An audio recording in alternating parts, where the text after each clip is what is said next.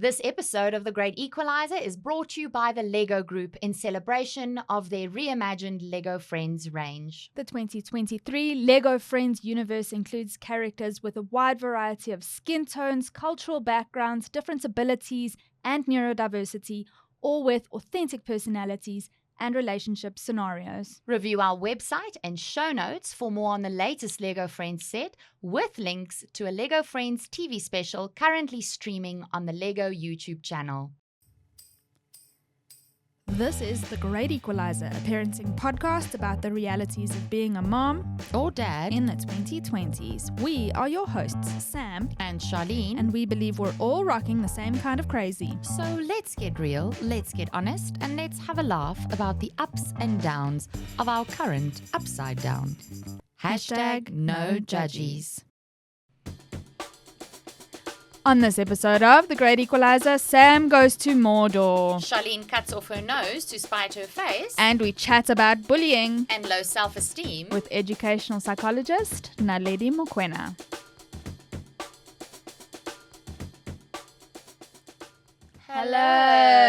Hello. It's becoming a pattern. There's 3 people thing in the studio, Charlene.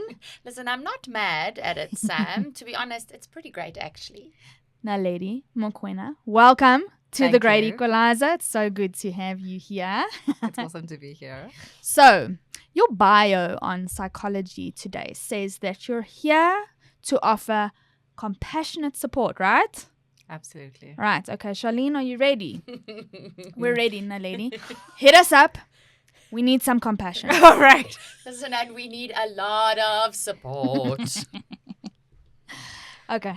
Lols because we're funny. Yes, we're hilarious. Okay. In all seriousness, but not, you are here and around and existing and working for the children, not just for us. And your mission as an educational psychologist is to build resilient and strong children who can thrive in this world. That makes me feel happy. I'm signing up. You can sign me up. Thanks, folks.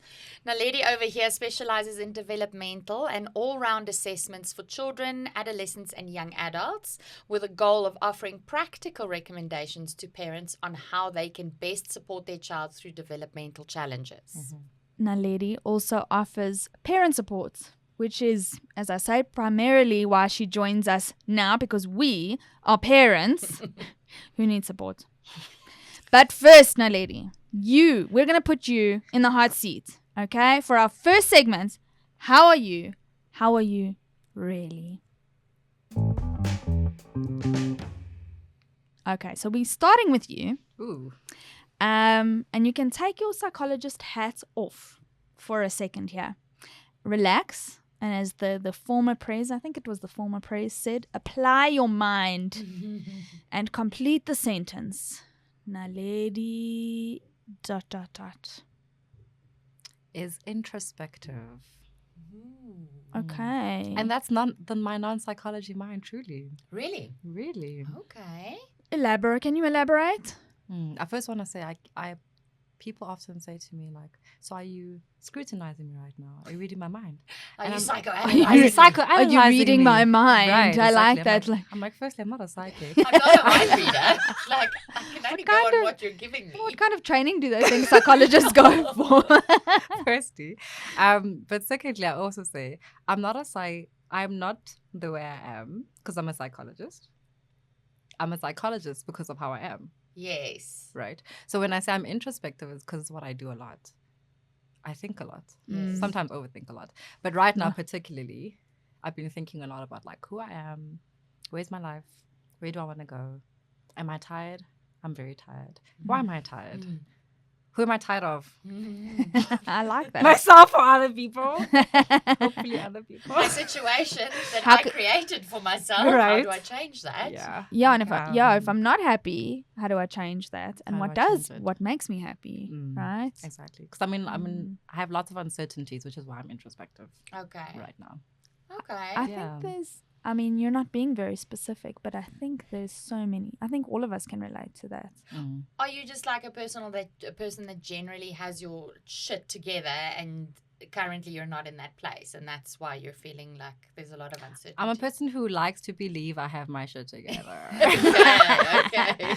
Oh, aren't we all? Same WhatsApp group, sister. Right.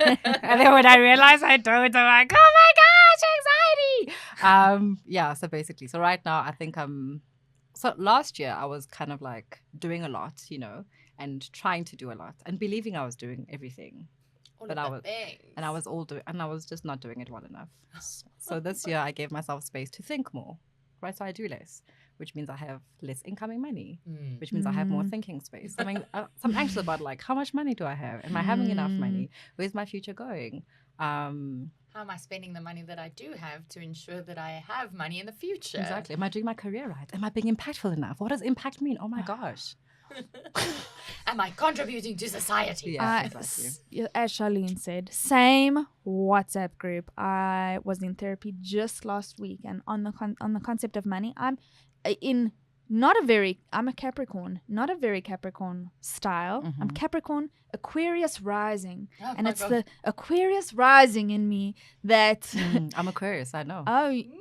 so I'm not motivated by money. I'm motivated by impact. Exactly. So, yeah. Exactly. Relate, hard relate. We Surviving. vibe. I'm the Aries over here. I'm just like, you go. I'll fuel you on. I'll be on the sideline. If anyone gets in your way, I'll punch them.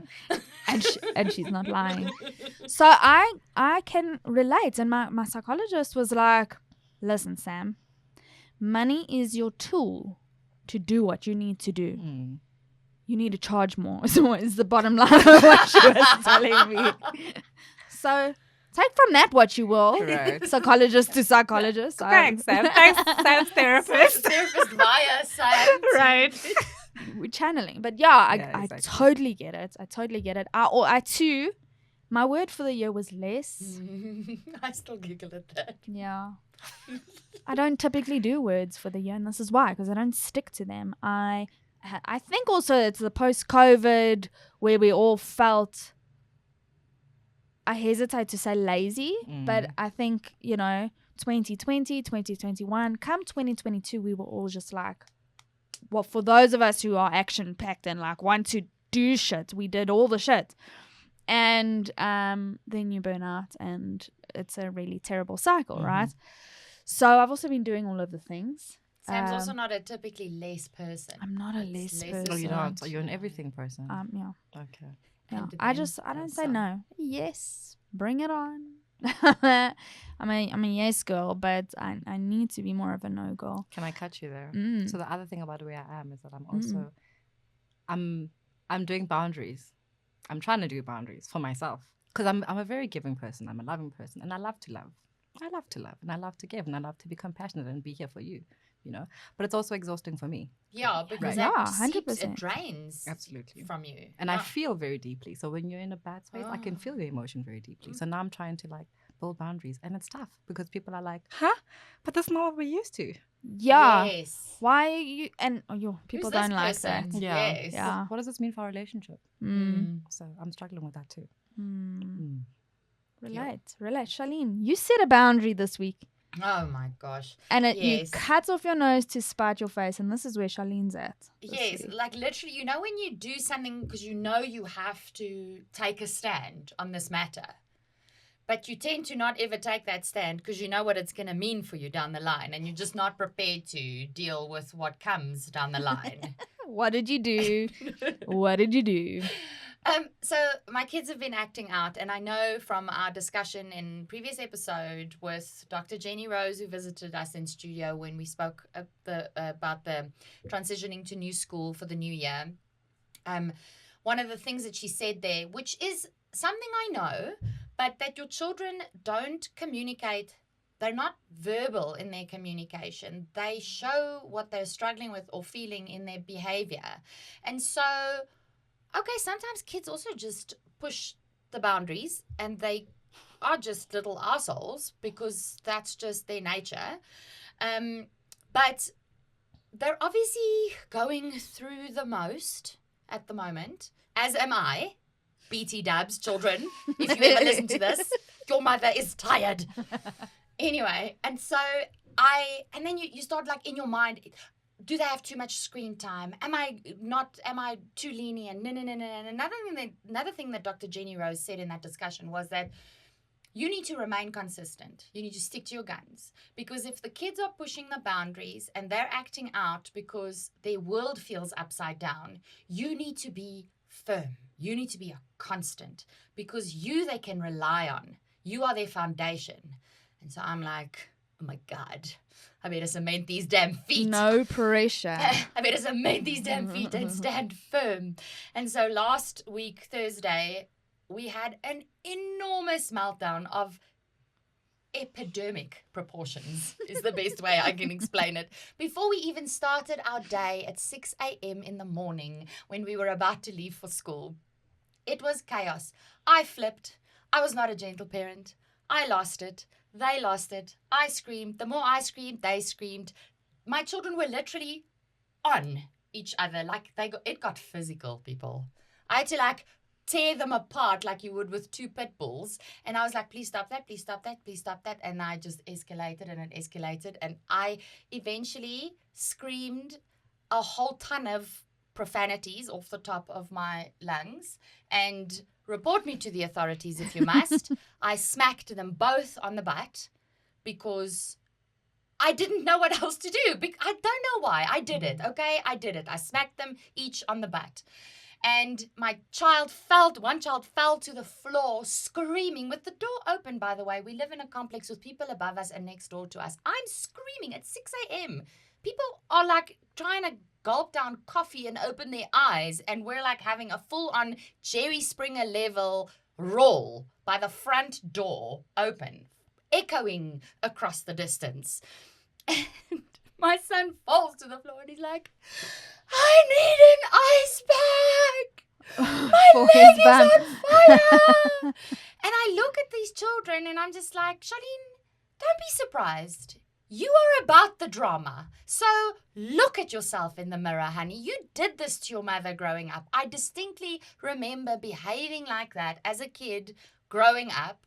And I was too hurtful and angry to even contemplate that thought. It ruined our whole day. I sobbed on the way to school. We just sat in silence. We didn't talk to each other. It just spiraled out of control. It proceeded to, in the afternoon when I picked them up from school, they didn't even make eye contact or say hello. When they saw their father, they leapt into his arms. Daddy, Worst. we love you. Was he not there in the morning? He was there in the morning. He just he didn't interfere because there were three of us already crazy enough. He wasn't going to add in. Rhett's the Libra. He brings, if we're going on star signs here, he brings that balance. So he's just like, you guys, I don't know. I didn't hear from Charlene for the latter half of last week. Now that makes sense. Her husband messaged me and said, let me just tell you, these kids brought your friend down to her knees today. I was like, oh, I sobbed. I cried in the morning. And then when I saw them leaping to their father, I cried again. And I was just hurt by all of that. I was hurt by smacking my children. I was hurt by, as we leave the front door to walk to the car, who am I met with? My neighbors who had just come down from upstairs, who are about to leave for work. And they just look at me wide-eyed like this. And I was like, in my mind, I just felt like, don't fucking look at me with that tone of voice. I don't think they dared to at that point. Well, yes. They were horrified. They were terrified. They were like, is she going to come at us? Anyway, and then in the evening, it just carried on. While I'm trying to discipline Josh or do homework with him, he's just he is rebellious and he's acting out. And I felt, long story short, that, I felt like they broke me, firstly. Secondly, I tried not to take it personally, but I felt like the worst mother in the world because firstly, why don't I have control of these children? Why am I not in control of the situation? I am the adult in this room. Then I jump immediately to, you weren't exactly behaving like an adult in this scenario, Charlene, so what do you expect? And then I just go through all of the emotions and the theory of you know what you should do, but you didn't do it, and the self-loathing and everything. And I arrived at the point of, things are going to change around here. I get that line from Sister Act where Whoopi Goldberg goes, sisters, today is a brand new day. And then they all break out in song. And I feel like I'm Whoopi Goldberg in Sister Act because today, honey, is a brand new day. Right. And so I started taking away privileges. I decided technology and all of the things that detract from our connection will be gone. Be gone things. Because we need connection. These children obviously need connection. I need connection because all they ever get from me is yelling and shouting and disciplining, but they get connection from dad because dad's got time, dad's got headspace. And so when they see dad, they're like, oh, daddy, we miss you. He's the hero. And I'm the asshole parent. And so now I've taken this stance, cut off my nose to spite my face because now I have to give the connection. I've taken away the iPads. I've taken away technology. I've taken away things that detract from our interactions and our relationships to replace that with connection.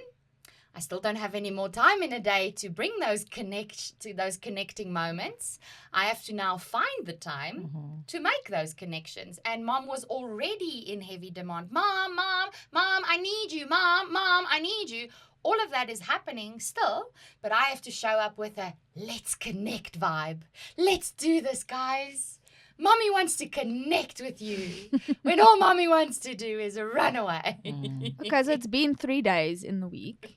How has it been going, in all honesty? Like, have you felt that difference? I will say that the acting out is a little bit less, and I don't know if it is because of the connection or just because they're too shit scared of acting out because they'll get their iPads taken away for another week or two. Or they'll get punished. I mean, I don't know. I'm punishing these kids. Essentially, what I've equated it down to was like, guys, if our behavior cannot be fixed, privileges will be taken away and limited. We need to find the source of this problem. And if you're unsure or you don't understand what's happening, please ask me. I will explain it to you again. But basically, you cannot be behaving like this and you cannot talk to me like I'm a piece of trash or your father. You guys, they're developing into their own little personalities and they're acting out, and they're like violent with the sharp tongues and that they're like visibly irritated with us and like snapping at us. And I can't actually blame them. I wanted to say children, like violent with your sharp tongues. Like it's the one thing I admire most about my friend is I want her on my side, right, in a fight. Children mimic what they see, so they're constantly exposed to these snaps that we like. Josh will say something and I'll be like, well, blah blah blah blah blah, blah, blah. And she will cut a person off at the head. I like it. It's an admirable quality. Jessie will be like, I'm like, my girl, it's time to toughen right up. We got to put our big girl panties on. Life is not fair. How can I help you in this scenario? Like, I cannot pander to you constantly. Yes, I'm your mom and I will be nurturing and I'll give you the love and the reassurance. But sometimes you also need to just toughen the fuck up because life is unfair and it's going to get the better of you. You know, I sound harsh and awful now. Red still says that I'm a pushover and they take chances with me. She sounds harsh, but and you don't believe this of yourself. So we're going to speak about our inner voice, but you're an extremely loving mother to those kids. And when we talk and the anger comes out, but I don't feel like a loving mother. Thank you for saying that. By the way. She is. Listeners, viewers. I'm not This is how she's not just a bitch. I swear there's a lot of the love that she shows her children and the passion, the outward affection that Charlene gives her children that I learn a lot from you. So please, your inner voice, we're going to change that. We're going to talk about that inner voice here.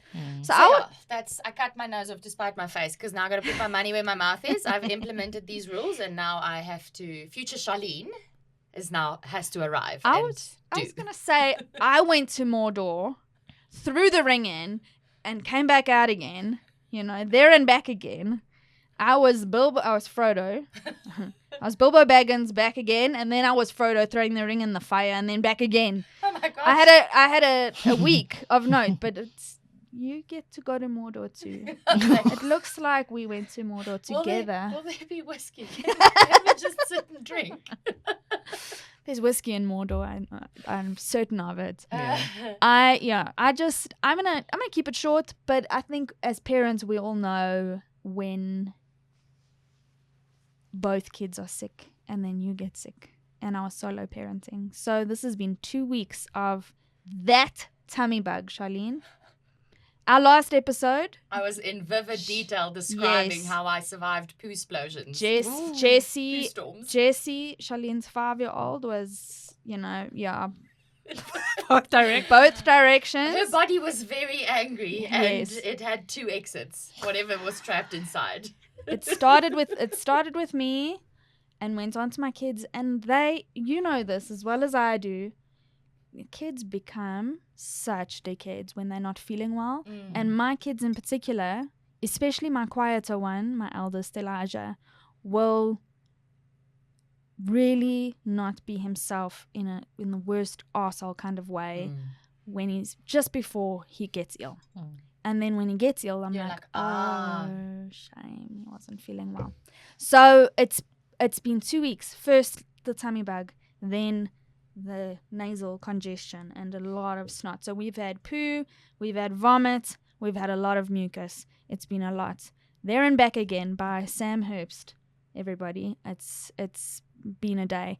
And yeah, it's not just parenting when your kids are sick is not what people show it to be. Like, oh, you're there for your kid and they show my kid is feverish and I give him the Calpol and I hold him and we cuddle. And no, they, especially my 2-year-old, he'll vomit in the car, which is what happened. Come and I'll be like, well, you're not going to school. Come home. And he's like hundreds. And he's like running around all day. And I'm just like, why did I keep you home? I could have just taken you to school. It's hard. And it was everywhere. And I feel victimized by my kids, Charlene. And don't we always talk about how parenting is like an abusive relationship that you can't get out of? Look, not to downplay domestic abuse in any way, but honestly, if it's the kind of scenario that if you were in it with anyone else, you would like GTFO, like, I'm not here for it, people. I'm out. But you cannot. Yeah, it's bullying. I feel like, yes, my kids are sick. Also, I'm not feeling well. We're kind of out of it. Nobody cares about shit about you feeling cuck, Sam. And you still the snack bitch, man. You Yes. still have to like pull your shit together. Why did you open the yogurt, Mom? I asked you for a yogurt. I didn't ask you to open it. Right. Did you not hear me, Mom? Yeah, My little redhead 5-year-old. Yeah, Thank listen. you, Jessie. So I don't know. It's kind of leans into what we're here to talk about today.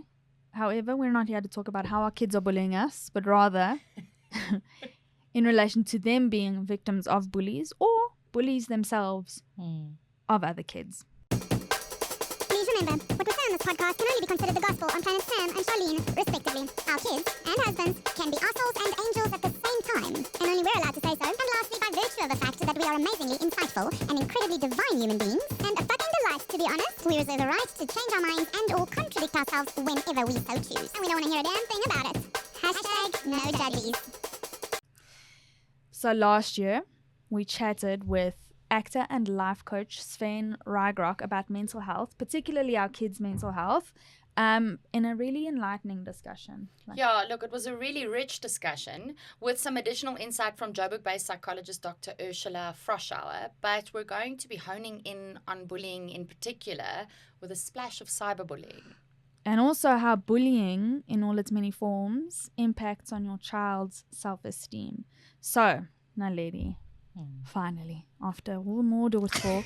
Thank you for letting us just spill it all out here in front of you. She's a good listener. I appreciate you spilling. I could feel the spillage. We needed the... She's really soaked all of our shit in. What a today. great soundboard. She's like, I feel like better for getting that off my chest. Therapy works, people. Thanks for your compassion. Bye. Oh my gosh. We had to get a real discussion rolling. So let's start. Jokes aside, let's start with the whole cold facts. We've got small kids, but suicide rates among our teens and even younger kids, especially post-COVID, are on the up, right? So what do the stats say? What's happening with our children at the moment? Lots of things are on the up since COVID. Depression has been up since COVID. Anxiety has been up since COVID, right? So I know you're asking about suicide, but I want to say this because suicide doesn't come out of nowhere, right? So, and not since post-COVID, but in COVID. And what happened in COVID? You were at home with your family. So any family issues that existed before COVID, right, that you could run away to school from, run away to work from, during COVID, you had to sit in those family problems. But a lot of parents could hide it from children or the rest of the family to a degree easier. Through words, but not through feeling. Yes. You can feel the crap when it's happening in your house, in your family. Yes. Right? So as kids had to sit through that and they had to feel it. And the trouble was, if we didn't know how to speak before COVID, we wouldn't suddenly miraculously learn how to speak during COVID. So many people still sat through stuff but didn't talk through stuff. So it builds up, it's in your body. Cool. And then social media during COVID. So you're exposed not just to your home situation, not just to your neighborhood, but you're exposed to the world. The world it's a heavy, taxing place. It's a lot. Absolutely. So like lots of kids got exposed to different struggles outside of themselves, but also how to get out of those struggles, which means that if beforehand suicide was an option that was about like 10 kilometers away and wouldn't be a consideration, now suicide is much closer to you because you're hearing about it online, you're hearing about how to do it online, right? So it also became a closer consideration. What also happened during COVID is that you had less peer interaction, which means kids had less opportunities to learn how to wade through social situations. Which is bizarre to me. Not that I'm coming from a place of judgment, but it's interesting that you say that. Why would, during COVID, when you lumped together with your family in one space... I can see it. It happened in our household. So let's unpack that. Why would there be more disengagement when you're physically together? So I wouldn't say disengagement. So I'll give you an example of for example, there's a client that I'm seeing, right? So you're at home during the COVID period and, for example, there's loss in the family, right? So when someone loses someone in the family, it's not just the child who loses, but also the parents lose someone, right? So the parents are going through loss, okay? But then we don't know how to go through loss. We don't know how to talk about loss. We don't know how to talk about our emotions. Right? So we're going through these things, but I'm having all these emotions, but as a parent, I'm not talking about it. So what ends up happening? I'm sad. I'm angry because I have to find other ways of externalizing what I'm feeling inside that I'm not talking about. So who am I going to be angry towards? I'm going to be angry towards you, right? I'm going to be sad towards you. Your child can see when you're feeling sad. So this particular client, she could see that her parents were sad. Her mom particularly was very sad, but her mom has been her safe space. Her mom is the person that's always got it together, but now her mom is not doing well. So now what does she feel like she has to do? How can she make mommy well? So she overexerted at home, trying to make everyone well because she's the one who feels and wants to make everyone well. But what happens is she's doing everything every day is that she then gets exhausted of doing that. So she became highly anxious about what's going to happen to mommy? Is someone else going to pass away? Are my parents going to be okay? Are our family going to be okay? All these questions are happening in her mind, but we're not talking about it. Yeah, that's a heavy load to carry for any person, much less a child. So Exactly. As a parent, and I don't want to digress, I want to stay on the discussion, but just a quick digression. As a parent, I believe it's important to show your kids when you are sad, to show that emotion. I'm sad or I'm scared, or show your vulnerabilities so that your kids don't think that you're perfect. And I say this because this is something I'm working on. I don't often I don't like to show my flaws or what I'm struggling with, and I don't want my kids to see. If my child laughs at something I did in traffic, I take it personally because I want them to see a strong woman who knows how to drive. I don't want that bad woman driver trope infiltrating his mind, and so I get defensive. So I think it's important to show our imperfections to our children, but then how do we navigate that, especially in a place of depression or sadness, or means when you're crying. My 2-year-old saw me cry the other day and he didn't want to come near me after that. How do you navigate that with your kids? And the thing is, I definitely appreciate parents who can actually show their emotions in front of kids. Because I mean, as millennials, we come from a school for most of our parents when our parents didn't express like emotions to us, right? So any parent who's able to do it now, I really admire that. But the thing is, so it's important to be able to show your emotion. But what I think is also important is once you've expressed the emotion, you also talk about the fact that it happened. Okay, because the thing is, if I Give it some context. give it context, because if I see you crying, and here's the reality, the tough thing about being a parent is that you're wading between being an individual, a human being who actually exists in society and who actually feels emotions and goes through things, right? But still having to be this person who's guiding this younger human being all the time. So this younger human being, so while you're being, you can be and feel and do the things, but you'll unfortunately then, or fortunately, also have to guide thereafter. So after you have the emotion, then talk about it. Firstly, express where mommy was at, right? There's a reason why I was crying, because I was feeling like today was a very tough moment. And sometimes I don't know how to deal with the fact that this person on the road was not supposed to be doing what they were doing. And for a moment, I felt like I was out of control. And I'm also worried about you guys in the backseat. So that's why I was crying. But you know what? That moment taught me whatever it taught you. And I actually also wonder how it felt like for you to see mommy cry like that. That's great advice, because you also, not to digress, but you also have to contemplate. A big thing for me that I'm very acutely aware of is I don't want them to feel responsible for my emotions. I don't want them to feel that my happiness is their problem, or because they are children and they should be free of those worries. They shouldn't have to worry how what they're doing is impacting or feel guilty. I don't want them to feel guilty for making me sad, or that kind of thing. So I agree with you. It's not just about suicide. It's about mental health and us as parents navigating that. So, but in terms of like the extreme of it, this is where we're sitting, right? Suicide is the 4th leading cause of death among 15 to 19-year-olds. And in South Africa, 9% of all teenage deaths are due to suicide, and the numbers are increasing. And then panic attacks, anxiety disorders, they're all becoming sort of more acute. We're here to talk about bullying, though. How much does bullying contribute to this epidemic that's impacting our children's mental well-being? I was going to say, so if someone gets to a point of suicide, then things have been happening for many years before that. Right. And bullying, I'm going to say this because before I actually saw what bullying does to children, I didn't used to take bullying very seriously. I'm sorry to say. I didn't, right? But the more I'm in practice and I see what it actually does emotionally to a human being, it's very scary.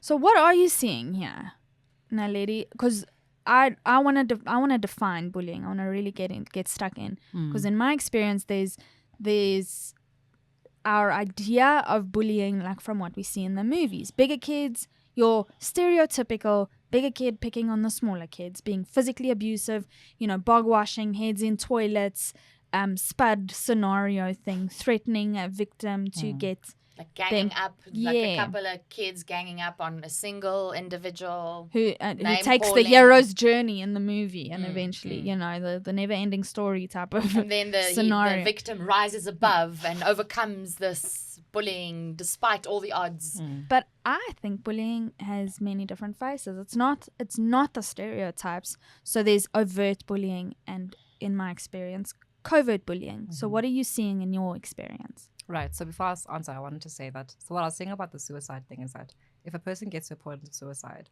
what has happened in numerous cases that they've had bullying for many years before that. They've had bashes at who they are for many years before that. And then something happens at a particular moment that triggers that point of, I can't do it anymore.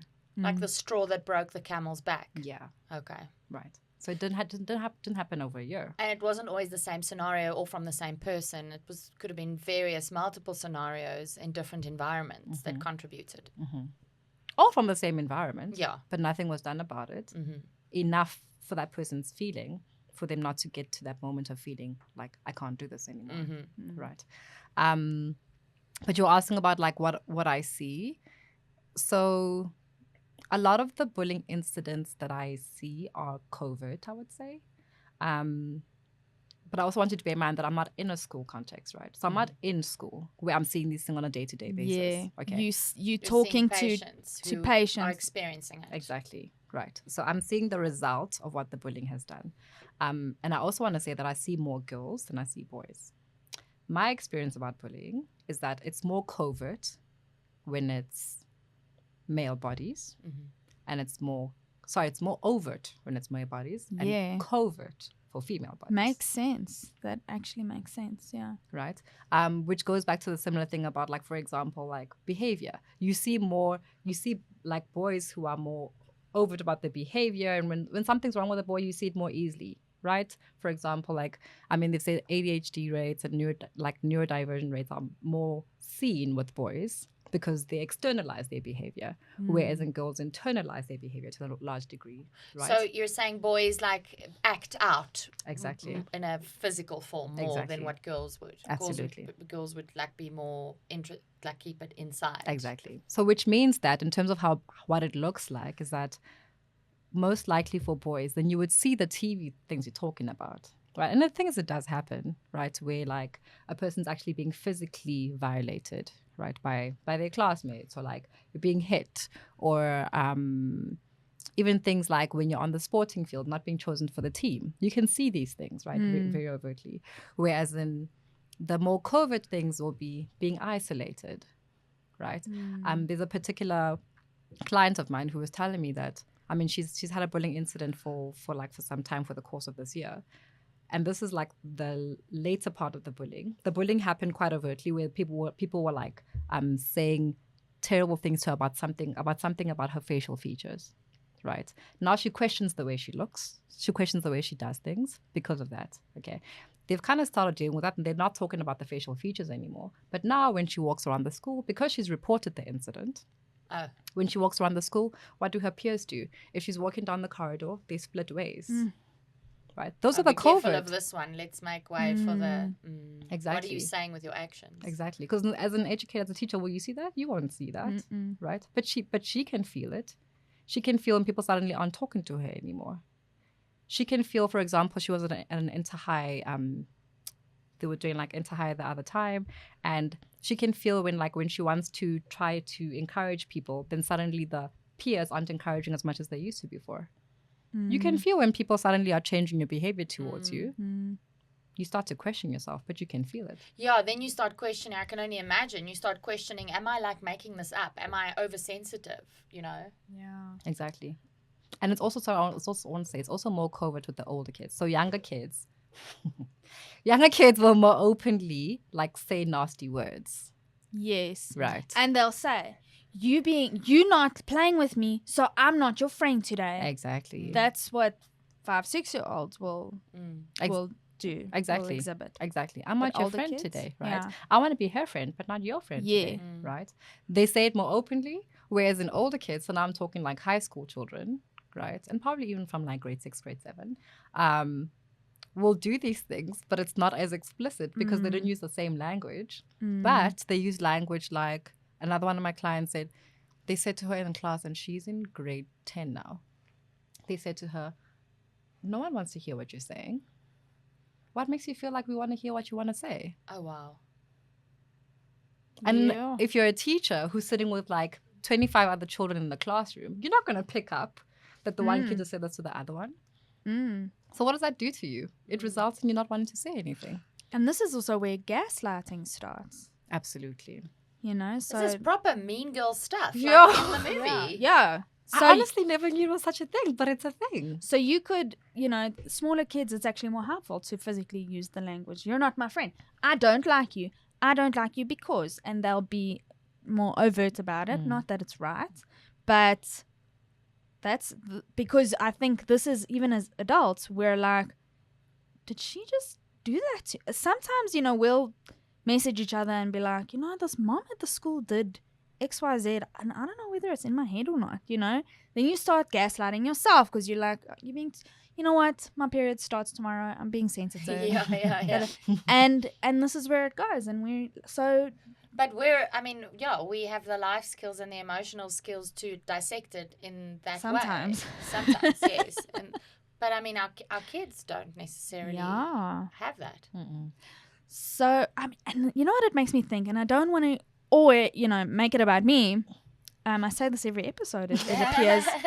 But I was a stereotype at school. Yeah. I lumped into, you brought up Mean Girls. I was Regina George. I had long blonde hair. People, called me that. When the movie came out, they were just like, the Queen Bee.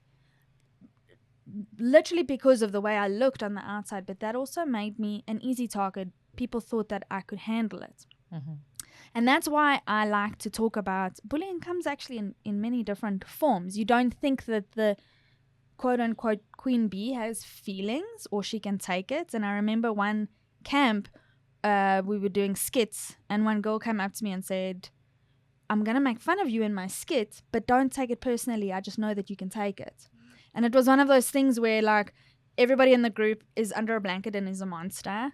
And everybody comes up and eats. Well, the monster eats under the blanket, eats everybody who comes to the blanket. Ooh, we're gonna, those like camp icebreaker skits that they make you do.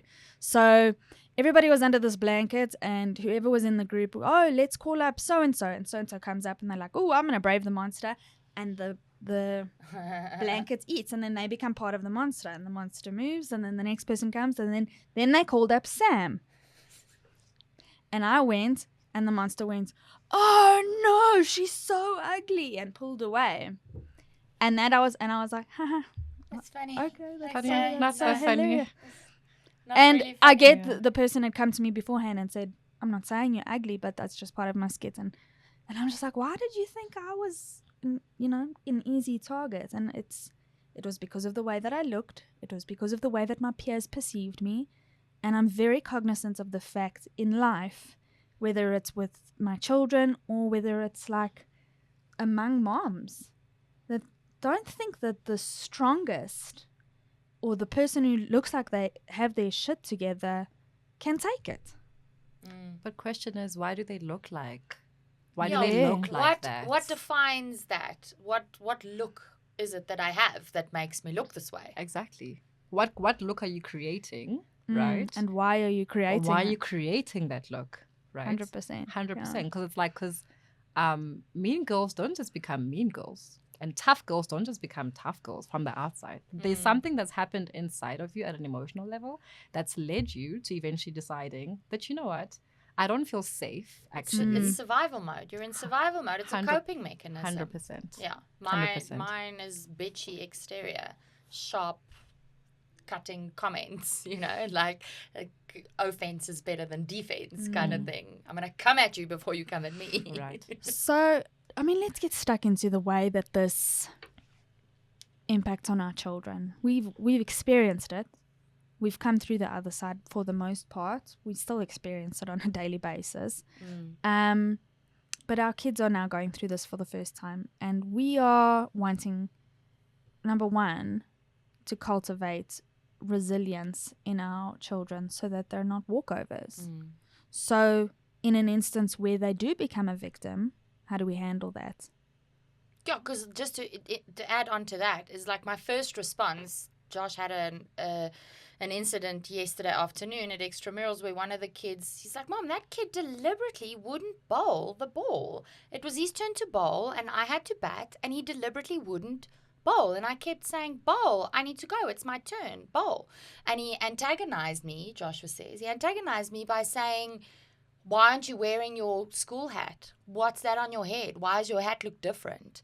And he said, I didn't have a response. I just looked at him. It was weird that he would not bowl. I was trying to understand why he chose me to treat in that way. And he turned around and under his breath called me an idiot. It was so weird, Mom. Josh said to me, and my response was like, I will fuck that kid my up. knee-jerk response was, what a little asshole. Yeah. My mom throughout my school life said, did you tell him to fuck off? Yes. And I felt that was my mom's go-to. I feel you, Adrian. I was right there with you. But then, you have to be the diplomatic parent, and Yeah, you have to give your child the tools and how to handle those situations. And what we're talking about is, I don't know. I don't know what to do. What do we do? What do we do? Naledi, tell us Naledi? what to do. Oh my gosh, I don't know what to do.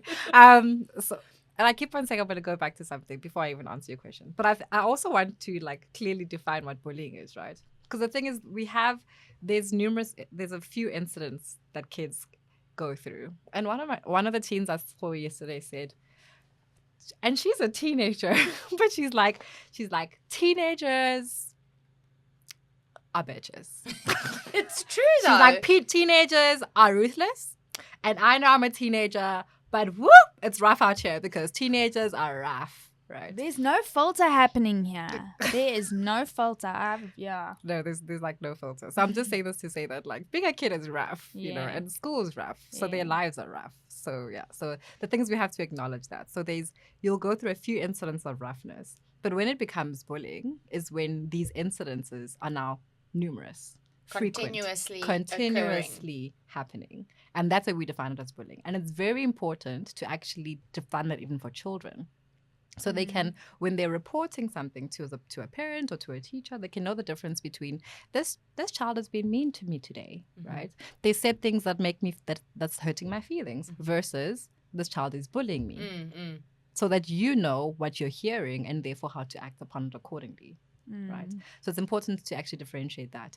How often is it happening? How often is it frequency is happening? important. So here. frequency is a thing that you would consider when you're defining bullying. Exactly. So there's meanness and just general unkindness, but bullying would be defined as regularly occurring incidents. Yes, exactly. By the same individual or group of individuals. Exactly. Okay. Exactly. So it can be isolation. They can be isolating. That's the more covert one. They can be like physically doing something towards you, right? They can also be victimizing you. They can also be microaggressions. That's another thing I want to say is that sometimes it will be like the small little hint they'll give you about who you are. Generally for minority people, right? So like your blackness, your gayness, your neurodiversion, your specialness, you're just different to the rest of us, right? And they'll say that repetitively in different ways, repetitively, continuously. And that's constantly reminding you of your difference. Exactly. And then making you feel shit about it, essentially. Exactly, right? And that's when you can then say, okay, this person is bullying me because it's happening continuously. And I know it doesn't make me feel good when they do it towards me, right? In terms of what to do about it, very difficult. Yeah, I think because there's so many parts at play here. Yes. There's not just I'm the parent to this kid, and there's also other parents to the bully. What if my kid's the bully, which we'll get to, and also let's teachers, get to that. the You know, principal. what if There's so many people and parties at play here.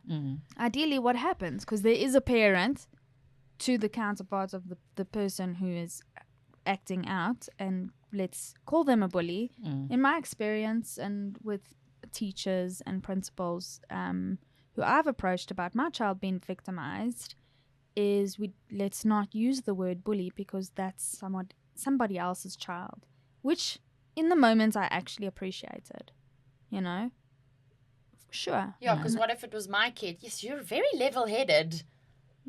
I try. Yes, like that would not be my go-to thought pattern. It was a child that I'd known since he was a baby. My child had grown up with him, and I'm just like, what is happening here? You know? And so you do, apart from like when kids are really like fucking awfully mean, there's the more covert like ugly comments or isolation, you know, when the kids start making friendship groups and they deliberately exclude somebody, and your kid can very well be a part of that. I was like that at school, where we would have our groups and I was just like, I don't really want to talk to that person, and they keep wanting to come into our group, and I'm like, everybody's welcome, come sit at my table. But I suppose there was also a past Sam who was like, oh, it's overwhelming to have to Why include must we everybody. welcome in these strays, Naledi? Why must we? Exactly. And Naledi was similar to you when I was in high school, but the difference is I was the kind child, right? I was a kind person, very compassionate person. So I could see when another child is, for example, You picked up on it. I could pick up on it, but did I do anything about it? Yeah, so does that make you complicit now? It makes me complicit because I'm just sitting there watching you being sidelined. But because fitting in is so important for me, right, and who I'm becoming, and I want to be part of the in group, I'd rather not say anything in front of my friends about like, shame, let's, see how that person is doing. Sometimes, infrequently. If it would serve you. Right. I would go and like speak to them one-on-one, when no one's really watching. But yeah, in front of people during break time, no, I'm much more comfortable being part of my group because I'm part of the in group. That's it's a survival method. Absolutely, for survival. for kids. You don't want to be ostracized. So I'm sorry that's happening to you, but I'm not about to do that to myself. I'm just going to be over here. Exactly. But I'm a bystander. I mean, terminology, it's being a bystander. Okay. I'm saying and I'm watching it, which means I'm potentially, I hate to admit it because I'm, You don't want to. You don't want to be people seen. too, Yeah. exactly. But like potentially, I'm largely complicit. Am I also the bullier? We could ask that. I'm largely complicit to the fact that other people are bullying you, and I'm just watching it. I'm not doing anything about it. Okay, so past Sam, on our kids, how do parents handle that, and what's expected of educators and the school? What's the role here? How do we navigate this for our children? At a more like official policy level, I do think, we speak about papers and how often does it get implemented, but it's actually really true. It's important that all schools have a bullying policy. Yes. Right. It has to be there. As in formally, these are the steps that will be taken. Exactly. This is what we don't condone bullying. Exactly. Should bullying occur, X, Y, and Z, these are the steps that will be. Yes. Okay. It's important this document exists. It's important that the school tells parents that this policy exists, that as parents, you know what the policy looks like. So what does the bullying look like? What will the school do about it? What's the school's responsibility in terms of my child being bullied? What's my responsibility as a parent in terms of my child being bullied? And what is the child and their peers' responsibility in terms of anybody being bullied, right? So these things have to be very clear, and you need to know about them. And then the school then also has to communicate this to the kids in different ways, like during assembly time, if there's like a National Bullying Day, they should actually have something at school where they talk about bullying. Education on the topic, yes. Exactly. What does bullying look like? How can we avoid bullying? How can we support someone who's being bullied? Exactly. I see Elijah School is having like a funky socks day, and they're gonna all wear funky socks, and it's in aid of to raise awareness about bullying. So I suppose they're gonna have a similar scenario where they're gonna be talking to the kids about bullying in all its many forms. I'm actually quite keen to lean into that, figure out what they're going to be saying. But so something like that, something more official. Exactly. But then also I would assume it needs to feed into the ethos of the school where, yes, it's difficult for teachers to pick up on the microaggressions and whatever, but do they intervene? Do they let kids play it out? Yeah. So I think a big part of also the education should be around like showing videos, and we have lots of like video content these days, but also showing videos so you can see what bullying looks like, and not just like the hitting and everything, but so another child can pick up when another child is being bullied. How can you pick it up? So things like, I see kids where like literally their body language changes. Your child used to be an open person in terms of how they used to walk, quite stand upright, but suddenly they're now like looking down when they walk. Their arms are like more to themselves. So you can pick up on the little small things when people around you, your classmates, the kids in your class, even as parents, or like parents. Let me say the other kids in like your kids' social circle, so you can also watch them when their behavior changes. So you can start picking up like something's happening here in terms of this child's body language. I wonder what's happening here. So you can actually start assisting people in like talking about potentially picking up that this could be a bullying incident, right? A result of a bullying incident. So the school's responsibility is to outright have a policy around it, right? And then when it happens, like you have to do something about it. And I know it sounds very simple, but I'm saying this because I've seen incidences where kids have been bullied at schools, but schools don't overtly do much about it. Like you counsel the child, which is important. You let the parents know, which is important. And then the child who's doing the bullying, then you will speak to them and kind of try to figure out what's going on, which is important. Probably needs more counseling than the child who was victimized. Yes, exactly. But it's almost like it's just the counseling ends there, and then there's no system. There's no systems change. The group is not considered together. Like things are done in silos.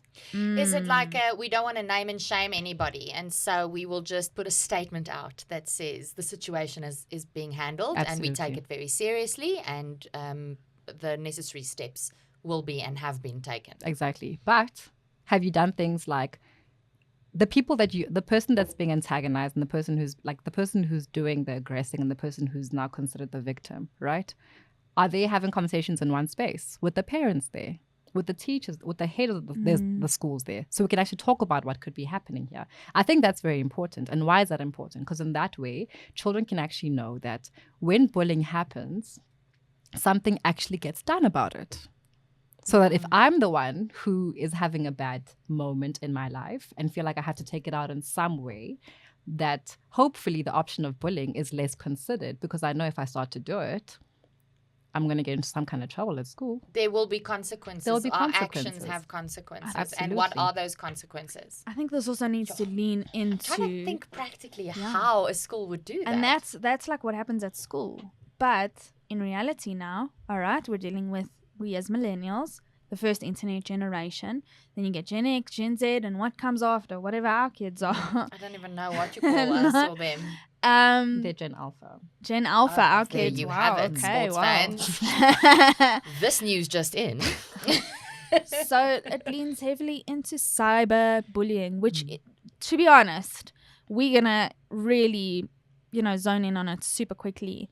We cannot deny it, but it's an episode on its own. Cyberbullying is huge, and I do feel like schools need to take a more official role, even though, in our day, I suppose, it would be like, if you did this in school uniform, if you were caught smoking in school uniform, that you can get punished for that. But outside of school and not in where you were, We have no control over what you're doing there. where it's just like, actually, no, I feel like schools and parents need to be more involved in what's happening in the child's online lives, in the children's online lives. But I mean, there's a whole other thing that it's a whole new can of worms with regards to fake accounts. We're not going to get into that, but we are going to get into how an online persona impacts on your self-perception and your self-esteem.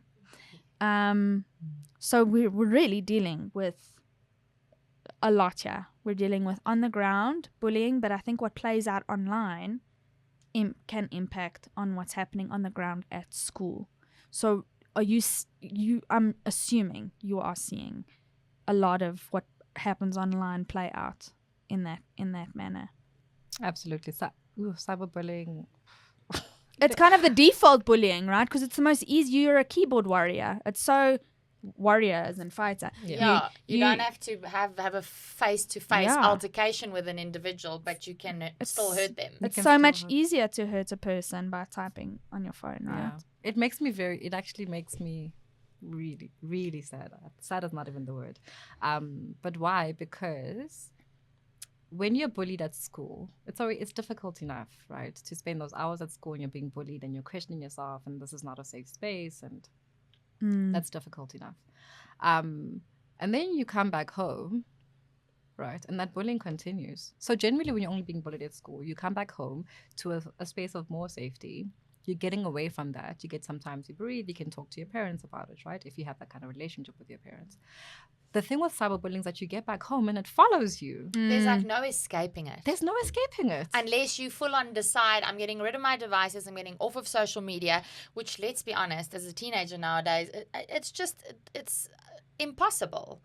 Because which teenager, it's hard for me. I take a break from social media every now and again. I'm like, I'm taking a little hiatus because this isn't making me feel nice anymore. Yeah, exactly. But which teenager is going to, in everything that they're dealing with, have the presence of mind and even emotional maturity or understanding of their own emotions to be like, hold on, I need to take a break from this. I need to take a break. And also, if I take a break, what if they're saying things about me online? I'm not going to know what they're saying about me. At least I can control the narrative if I'm there in the conversation. It's a lot because it follows you all the time. And I think that's the thing. That's why cyberbullying can be quite a strong influencer to people considering like ending their lives, right? Because you're literally not able to get away from it unless you have some kind of self-control around like how often you're gonna go online and actually be in the space of accessing this information. But it gets very intense, and it also gets so intense to the extent that sometimes I also heard that during COVID, there was something that started, I think it was on like on Snapchat, where basically Johannesburg kids had groups that they were socializing on, right? And these groups, they started doing something like naming all the whores, right? Naming all the people who sleep around, right? Firstly, how factual is this? We don't even know how the person who's sharing this information, how factual. So then there was a list that started being created with these high school kids of people who are on this list, right? So this is essentially cyberbullying. Yeah. Because you go to the space because you kind of want to see socially what's happening around you, and it's during COVID, so you're at home, so you want to talk to your peers in some way. But then now you become the person who's on that list. Or you become complicit just by viewing the list. You're like, okay, well, I'm going to keep track of this list. And by partaking, because in order to create the list, there's creators, there's readers. So there's, you're in some sense participating. Then there's the followers. If there's no market for that list, then the list falls away. Then it becomes redundant. Yes.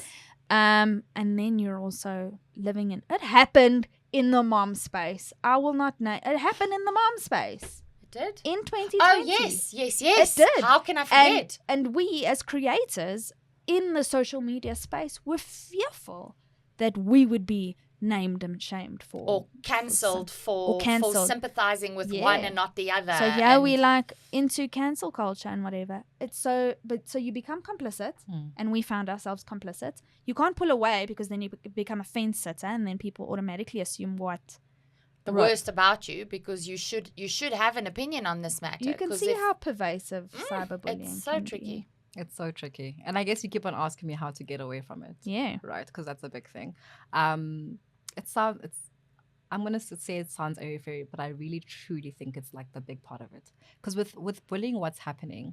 Bullying is about power dynamics, right? Some person who has a sense of a loss of power in their lives, in one avenue, feels like they have to regain that power, and therefore you start aggressing over another person who you feel like has the possibility of being less powerful than you. You find something about them, some difference in them that you can pick on, and therefore you pick on that continuously to make them smaller. The less power they have, the more power you feel like, the bigger you become. You're towering over them. Exactly. I mean, it's obviously a facade, but that's essentially what you're trying to create in that kind of dynamic, right? And it feeds your ego as the aggressor, and you feel stronger. Exactly. Right. So, in other words, the person who's also being bullied, I'm not like against like the blaming the victim mentality at all. But the point is, if you're a person who's being bullied and you are there's something about it that you have to think about. Am I more susceptible to being the person who's being bullied? Right. And that means, what kind of person am I within myself? Right. How do I feel about the person that I am? How do I feel about how people perceive me? And when someone says something about myself, how do I respond to it? So if I feel like I'm lesser than, right? And I mean, we all have insecurities, full stop, right? If I feel like I'm lesser than, that's a thing that exists inside me, cool. But if somebody says something about me being less than in a particular way, how do I respond to it? Do I automatically become smaller and not have the ability to say something back to that person, right? When that moment happens, and therefore allowing the idea of power. So how do I take happen away into the other their person power? As well? How do I take away I don't think power over me? It's not even about taking away the power from them. It's more about how do I retain my power in a particular moment. Okay. How do I? Because you can't control the person next to you. Yes, essentially, yes. Exactly. Okay. How do I not fuel the power they think they have over me? Like, how can I just in this moment be a strong enough individual to not be affected by that? You will be affected. Okay. But for them to not have the tools, what they see in you, to feel like they can continue to do it. To get a stronghold and continue to I suppose, because they're not going to continue to do it not if there's pushback. But the only reason it perpetually keeps happening is because this person is cowering and cowering and cowering until they're into nothingness. And so if you have the tools in your arsenal as an individual to not cower and to get to a point where like, that's okay, it's cool.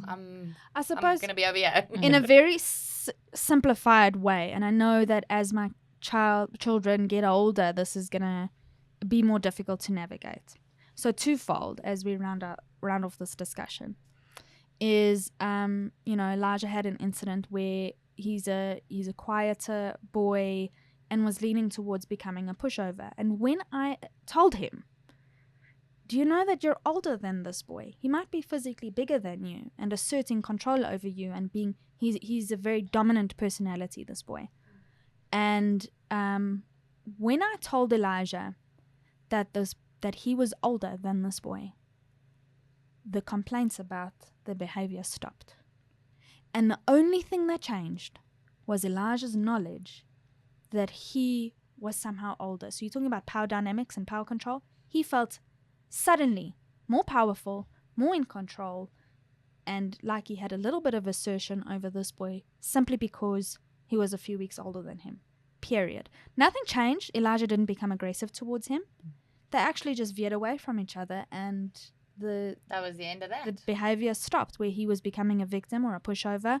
That was the end of that. So I want to round out the discussion by talking about self-worth. And I want to do this for myself. I never do it for myself. I was just going to say. Doing it for myself. Yay. Something happened yesterday where I won't say it's a case of bullying now because it's not prolonged, but Elijah, he was admittedly very tired. He slept for 13 hours yesterday. Fell asleep in the car. He slept from 4:30 until this morning. Wow. He skipped dinner. We just put him in the bed. We're like... His body obviously just needed the rest. So he was emotionally spent, I think because of being physically spent. So he got in the car and he was just like, I've just had a bad day. And it was really that these boys excluded him from a game of soccer and then rugby. They wouldn't pass him the ball. Similar to the Josh story. And I listened to him complain and cry and then complain. He was eating an ice cream, complain about the ice cream running down his hand. And I'm like, my boy, I'm driving. There's nothing I can do. And his world was just falling apart because these boys were not including him in the game. It sounds like my kids every day, Sam. Okay. Yes. So we got out of the car and I went down on his level. And I was just like, this is about belonging. And I think bullying essentially is about belonging. And our online personas, if we're leaning into cyberbullying, is about belonging. Belonging in that space. So what I said to him, and it is much more simple because he's 6 and it's going to get more complicated. I do know this. So that's a disclaimer here. I went down to his level and I said, today you didn't feel like you had a place in that group. But I want to just tell you that when you come home every day, our family, we are your people. We are your space. And here I go again. And you, Mom and Dad and Noah, we are here for you. And you belong with us. So whenever you feel like you don't belong, you remember me and Dad and Noah. Don't cry. You don't make me cry. And I was so proud of myself in that moment for realizing, okay, he's feeling bad about not belonging today. So I don't know if there's a silver bullet to positive self-esteem, but other than helping our kids keep sense of that belonging, even as they go onto social media, we give them the keys to Instagram. God help us. We give them access to TikTok and Snapchat, and they are online. And I advise them as best as I can to navigate this heady online world. Is there something else we can do to ensure that they keep that self-esteem and that sense of belonging? What you said is what you need to do. It is exactly that. Because the thing is, I don't want to downsize the fact that bullying incidents happen, right? And I don't want to downsize it that people will go through them. Unfortunately, it is like it's part of society. Power dynamics are things that we do continuously, right? Even as adults, it's so prevalent. Exactly. And belonging is a huge thing for everybody, particularly for children, because they get to understand themselves, know themselves in different spaces in different ways, right? So it is about assisting your child in knowing who they are. Help assisting them build self-awareness about who they are. And a lot of the things that I'll say about like raising kids, and you guys basically said it earlier on, is that it's really about yourself as a parent, right?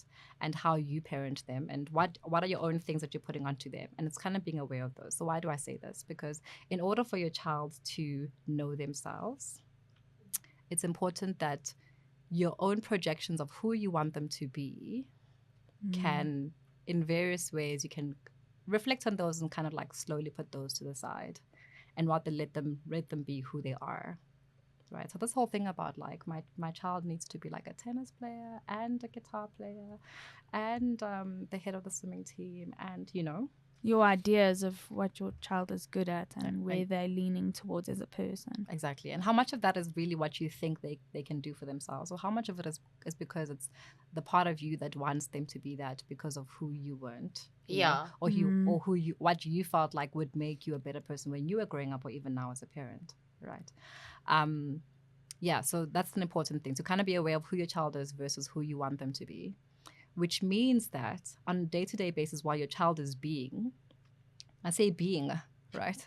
Even in the screaming and everything, you can watch their being existing and watch them and acknowledge it and pick up the little signs of who they are. What are they better at? What are they not good at? Because they're going to be not good at things and they're going to be good at things. Yeah. Affirm what they're good at, so it builds their esteem and who they are, and they slowly become aware of it. When they're not good at, then you try to build those things, but affirm what they're good at. So in the sense of like what happened with your son yesterday. So on the sports field, maybe the sports field is not the place where you feel the strongest. And maybe the other boys can see that the sports field is not where you feel strongest, right? And that's fine, because I know you want to be on the sports field with them and you can play with them and you can do what you do. But I'm actually wondering, which places in your life are you actually really good at school? Invite those boys into some online gaming, brother. We see how they hold up. Yeah, 100%. Yeah. Have you put that rugger kid into a Minecraft game? Exactly. Let's see. Because then let's see how they can he build a crafting table. Exactly. But why do I say this? Because the thing is, like, there'll be spaces where you feel crap about who you are. There'll be those spaces, right? But in order to work against those, in order to mediate how deeply those things affect you, then there need to be spaces that you can occupy, that you're in, that you feel like, this is my place. Yes, I'm so good at this. Place. These are my people. This is my jam. Exactly. And unfortunately, I can't be at this guitar set. I can't be in this guitar crew all the damn time. Why do I have to go to school? Yeah. Why do I have to do sports? Because I don't like it, but I need to do it because I feel like I want to fit in. But when I'm in my guitar place, it helps me for the times when I feel insecure about who I am. Yes. I love that. Oh, okay. I'm leaving it at that. We could be here forever. Naledi Mokoena, educational psychologist based in Sandton. Everybody, we're going to put you in touch with Naledi's information. We don't want to overwhelm you, but we do want people to know who you are, because you are pretty fabulous. Thank you so much for joining us on The Great Equalizer. Thank you. Charlene, how about we keep talking? We're taking this online in a positive way. Yes, we need the comments. We need your interaction. Guys, you know this. If you want to chat with us or weigh in on this discussion, if you want to swear, rant, cry like I do in every bloody episode almost, hit us up over email, info@thegreatequalizer@gmail.com. Or DM us a voice note. Record one on your phone and hit us up on Insta or email us, as Charlene said. Yeah. Also, feel free to like and subscribe. Please feel free to like and subscribe. In fact, I almost want to say you have to go like and subscribe to our new YouTube channel. Let me bully you into doing what I want you to do. Our new YouTube channel. What? We're on YouTube, Sam. We're actually doing nicely on YouTube. Yes. People like seeing us, I've realized. No, and you know what? Their support is super important to us. Guys, you have no idea. Every like, love, comment, share, we share it amongst ourselves. Team TGE we deal well with affirmation. Yes, in that yes, way. thanks. That's definitely a love language for us. So please don't forget to review us on Apple Podcasts or rate us on Facebook or wherever you get your podcasts. If it's possible for you to rate us and review us, please do so. Whatever your poison, find us and leave a loving review. And newsflash for those who like to listen to the end. Including this part, yes, if you're still listening. If you're still listening to us drone on TikTok, we're coming for you. We are. Hit the subscribe button, people. Every interaction, we believe, brings one mom closer to sanity. Exactly. The more we're seen, the better this podcast will do and the better will be for you. And so I think, Charlene, that's it for this week. Naledi, you're doing an excellent job. Thank you. You're doing a good job. Yes. At life, at living, at your introspection. Keep up with the good work. Yes. Charlene. And Sam, you're so level-headed. You're doing a great job. Thank you. And so are you. Oh, thanks. Shouting and screaming included, I know. that in Profanities and all. there's a lot of love and a lot of passion in this lady. So, until next time, Keep your mom game strong.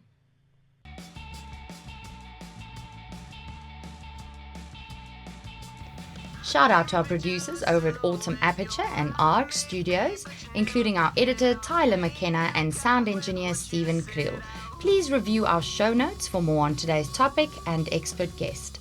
And for more on The Great Equalizer, our website is always a good idea, www.thegreatequalizer.co.za, along with our social media platforms on Instagram, Facebook, Twitter, and now YouTube. And of course, if you want to chat with Sam or Charlene directly, email us at info@thegreatequalizer.co.za. We would love to hear from you.